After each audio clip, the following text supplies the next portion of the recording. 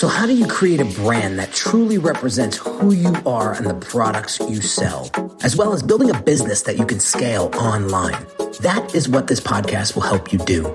My name is Henry Kaminsky Jr., and welcome to the Brand Doctor Podcast. Let me just make this statement loud and clear. Jersey's here, Jersey's here. What is shaking, everybody?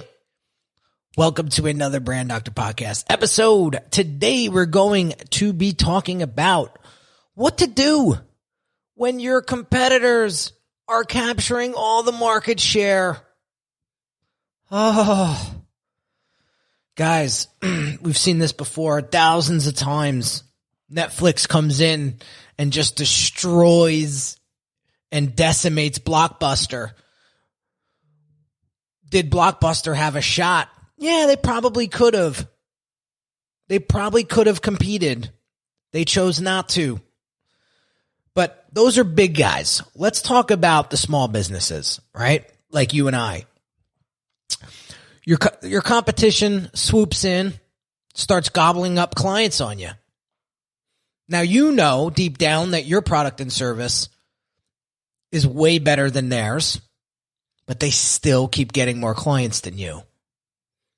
You start to feel a little powerless. You feel that energy being drained. You don't know what to do. You feel like there's this slow bleed that's not stopping. How do you turn things around?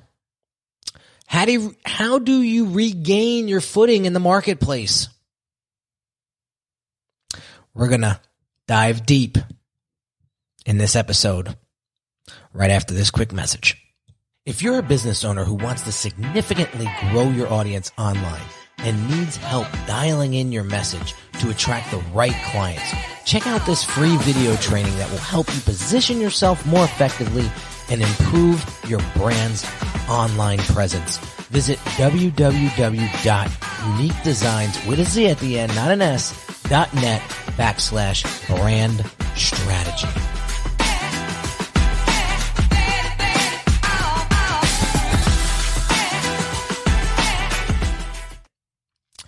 All right, guys, so let's dive deep into this, okay? I want to help you guys gain control over your marketing and gain control over your competition, quite frankly. And there's no reason to give your power away to your competition, especially if you have a great product or service, okay? So let me give you some quick wins here. Quick win number one is this will immediately start to bring in more revenue for you. And it's, what can you sell to existing clients to keep them in your ecosystem? So this is why we preach from the mountaintops. Funnels are so important in your business. If you're not cranking out a new funnel every quarter at the least, but maybe every other month, right? And they don't have to be these long, intricate things. What you want to do is you just want to get a pulse on the market. You want to make sure that you're delivering quality work. You want to make sure that you really have a clue as to what it is that your customers want and provide that for them, right? That's how, for example, that's how the Branding on Demand program was created for my business. You know, clients, after they graduate the Brand Accelerator program, they need maintenance.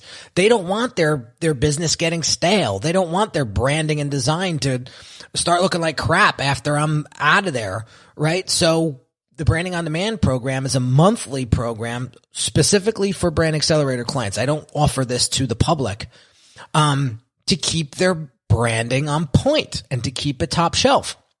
Right. So that was a great service that I knew people wanted. They came to me. There was a demand for it and I gave it to them. Right. So how can you keep your current clients in your ecosystem? Well, develop a survey funnel, get some questions out there to them. What do they need right now?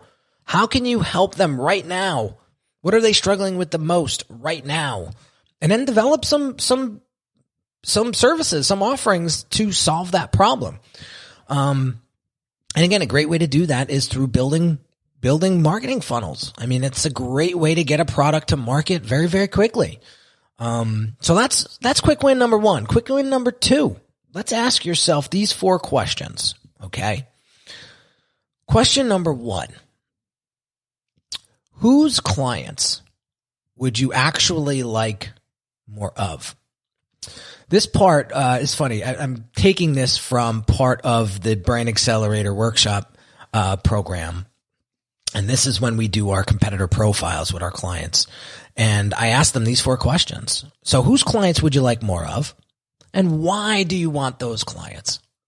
Why them? Why that business? Right? The next question I ask is, what are they doing to earn those clients? Right? I was on recon mode all week this week. I was jumping into people's webinars. I was jumping into people's boot camps. I was signing up for all types of stuff to see how things are being done. Why? So I can remix the hell out of all the stuff that I loved, put my spin on it, put my voice on it, put my, my 2 cents into it and create something similar. Right?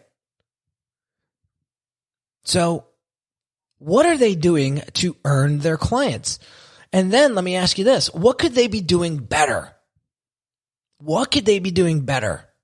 See, this is where you can shine because you can fill that gap.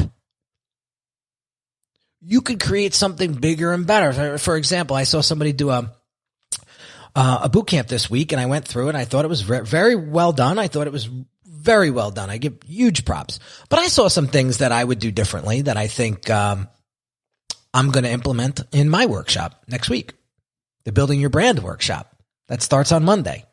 You could go check that out on either my YouTube or Facebook, or you'll see the little StreamYard actually has a thumbnail there. All you got to do is hit get reminded and boom, you got instant access.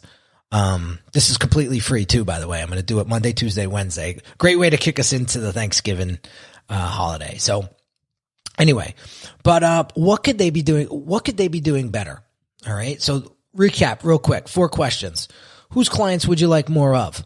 Why that particular business? Why that competitor? Right? What are they doing to earn their clients? And what could they be doing better? That's where you could really shine and start to regain control of attention and market share. Okay. All right. Here's another one.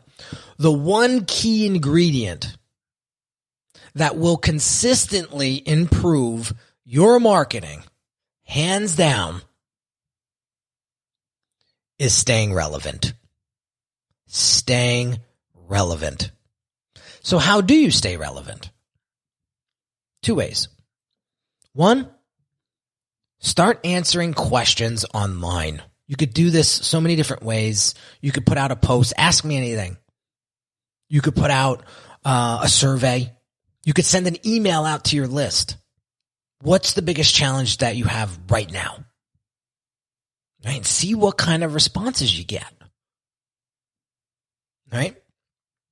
Then the other way is solving right now problems. Solving right now problems. Right? We just got rocked this year. If you know what I mean. Right? So instead of putting out stuff that was regularly scheduled, I completely pivoted and said, what can I help you guys with right now? Some of you guys got completely wiped, right? And sideswiped, right? And have no idea how to bring yourself online in a way that truly represents the value that you deliver.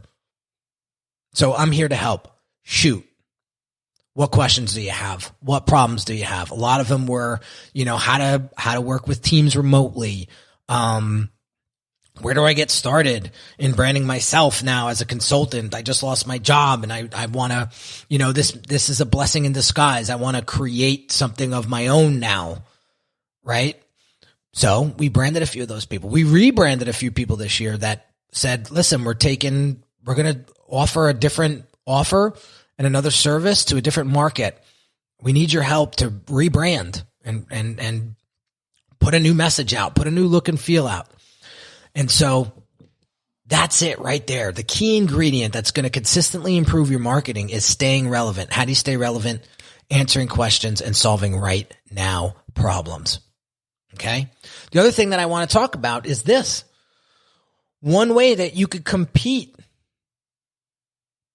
is perhaps going through a rebrand process with your business. You might be coming across outdated or irrelevant. We have a client that came in a couple of weeks, should say about a month and a half ago, that said, I've never had a strong brand. And now we've hit this level where it's about time that I put some effort into this and I actually have a brand that represents what we do. Right? I'm going to share something with you here. Right? So this is a brand that is doing over $5 million a year in revenue. They've been in the game 4 or 5 years, absolutely crushing it, but you would never know because their website was actually built on ClickFunnels. It really wasn't a website. It was a landing page. And you could tell like they did it themselves. And listen, that's what they could produce with what they had at that time. Finally, they said, enough's enough. I want you to come in and actually rebrand us. So this here is basically what we started the process with. And we created these stylescapes. We started to show them what else is out there. What you think may be a strong brand, maybe nothing compared to what could really be done. So we take them through the stylescape process and we show them different design concepts. And we start to really pinpoint what our ideal client is going to resonate with.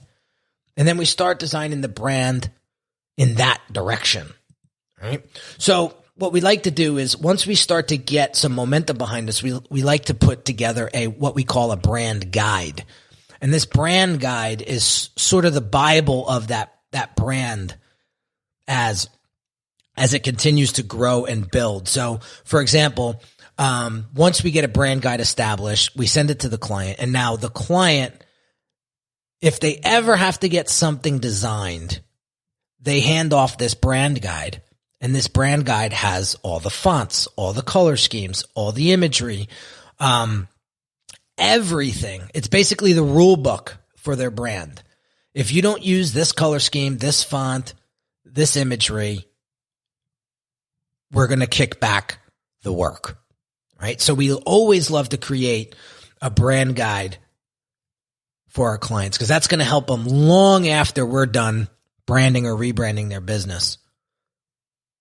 So once that's established, then we could get into sort of the social media identity, right?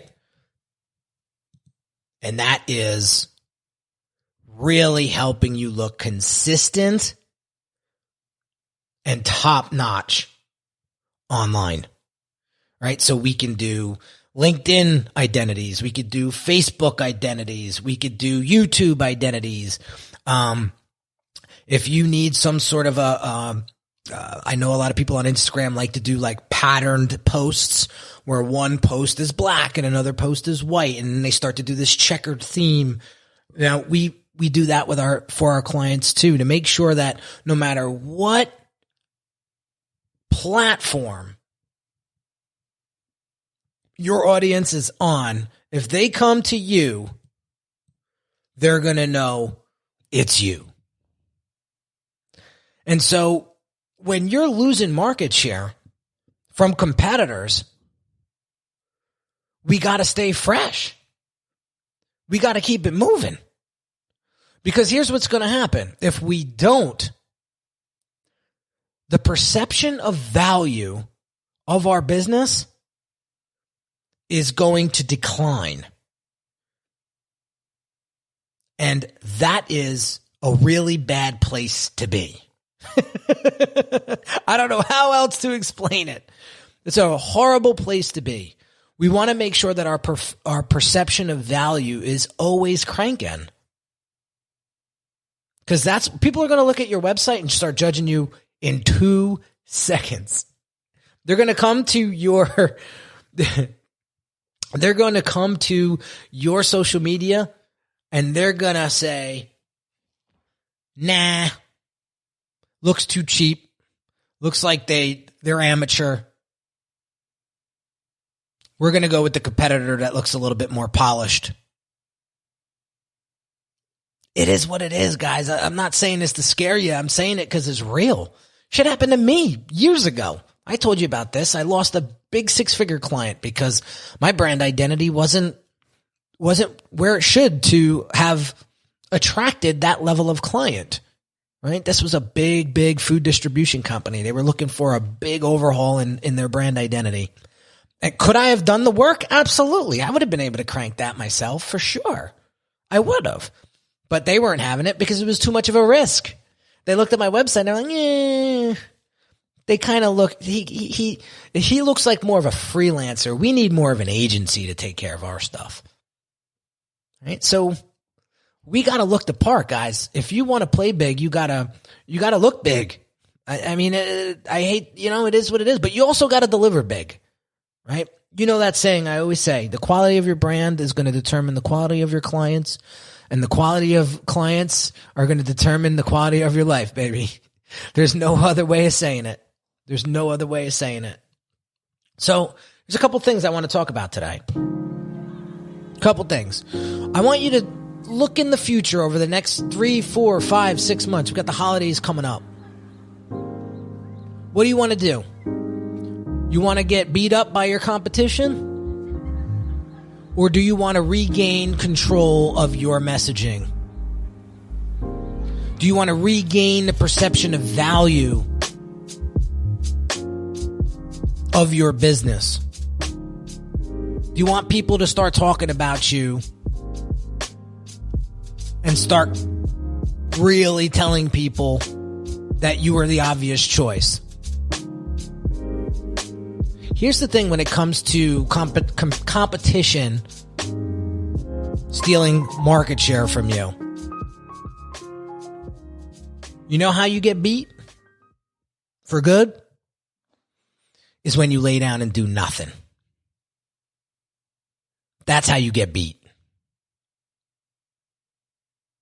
And I'll tell you right now, if you're in my camp, we're not laying down. We're not letting competition destroy us after working so hard to build what we have built inside of our business. So this is a wake-up call, guys. 2021 is going to be a huge year. 2022 is probably going to be an even bigger year for some people. But the only way we allow competitors to gain market share over us and start stealing our clients away is if we let them. So we have no control over what they can do, but we have tons of control over what we can do. And so I want to really make sure that you get this message today. How important it is to keep your brand relevant and updated and messaging being on point and focused and dialed in. Branding isn't about, I had this discussion with one of my clients this morning. Branding isn't just about the look of your business. It's about how it sounds. There's a lot of messaging involved with great branding. There's a lot of experience involved. What's going to happen when they hit your social media? What's going to happen when they hit your website? What's going to happen when they hit your funnel? What kind of experience are they going to feel and get? That's branding. I just signed up for a service today. yesterday, I should say, and I am so impressed with their onboarding process. Man, the email sequences were on point. I got a little 15-minute welcome conversation today with my strategist, and oh man, I felt like I was in the Ritz-Carlton. Really, I really felt like it was top shelf service, as it should be, because it's not cheap, this service. But that's what we want for our business, right? You want to take them. If you really want to stand out, you got to give them an experience that they've never experienced before, whether it's through your process, whether it's through how you communicate, whatever the case may be. But I don't want to see you guys laying down and letting your competition beat you up because you know what to do, but you're just scared to do it. Now, listen, this was a big investment for me yesterday. I said, it's probably going to cost me more if I don't take action on this and do it than if I just do it. And so I did it. Talked to a couple of their clients, did my diligence. They all had beautiful things to say about this company. I said, all right, let's do this. And then I started thinking about mindset. When you have a scarcity mindset yourself, how do you think you're going to close bigger deals in the future? If you yourself has a scarcity mindset, right? When I'm abundant with my thinking, that's when I get all my clients. I swear, I'm telling you, that's how it works. That's how it works. When I know that, my last client isn't my last client, and I know that I'll have dozens of more clients over the next couple of years, that's when I get them all. So we've worked very hard. I say we, business owners out there that put their blood, sweat, and tears into their business, that really want to make this world a better place. You're going to let your competition beat you up when you have the resources, when you have the ability to level everything up and to take back what's yours. No, we're going to make moves, and we're going to come out blazing, and we're going to show them that, when I say them, we're going to show your audience that you are the obvious choice, not them. And that's it. That's bottom line right there. So I hope you got some value out of this, guys. Don't forget to drop a little review, drop a little comment, wherever you're watching this or seeing this or listening to this. I truly appreciate all of your support. I couldn't do this show without you guys. And please, feedback, good or bad, send it in, because I always want to get better. I always want to improve. I always want to give more value. So have an amazing day, guys. And I'll catch you on the next one real soon. Hey everyone, this is Henry Kaminsky Jr. again. And really quick, I want to invite you to a one-on-one consult with me right now if you're looking for the clarity and focus you need to build your brand. Over the past 13 years, I've served hundreds of entrepreneurs that have great products but struggled tremendously with articulating its value to their ideal customers. You didn't get into business to just change a few lives, did you? Your ideal clients need you. And when your brand has precision-crafted messaging coupled with beautifully thoughtful design that sounds, looks, and feels like you, they'll know you're the perfect match for them. If this is something you're struggling with, what I want you to do right now is pause this audio and go visit www.uniquedesigns with a Z at the end, not an S, .net, and book your one-on-one consult call with me. Remember, the quality of your brand will determine the quality of your clients, and the quality of your clients will determine the quality of your life.